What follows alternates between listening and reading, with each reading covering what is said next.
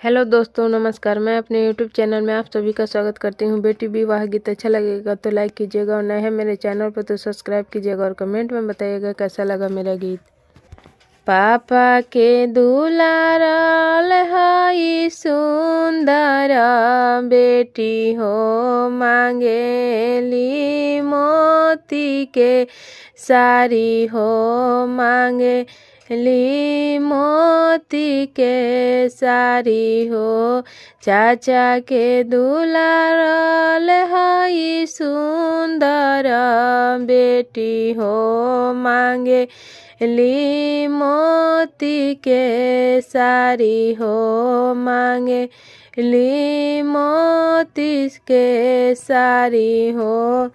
छोटा ही घरवा बेटी जनमवा लिहलु हो, कहाँ पाइबू मोती के साड़ी हो, कहाँ पाइबू मोती के साड़ी हो।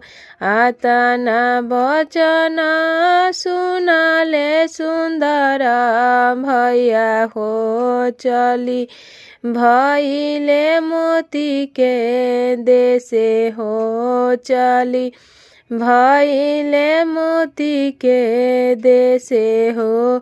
आवते ही रहिया भेटले सुंदर दुल्हा हो, कहवा सारा अकेले जाल हो, कहवा सारा अकेले जाल हो।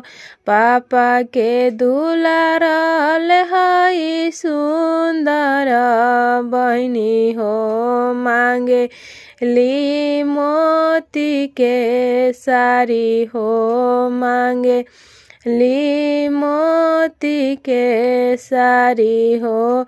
चाचा के दुलारल हई सुंदर बहिनी हो, मांगे ली मोती के साड़ी हो, मांगे ली मोती के साड़ी हो। फिरी जाहू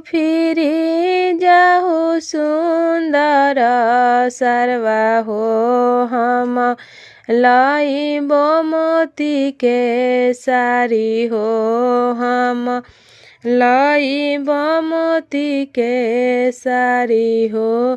फिरी जाहू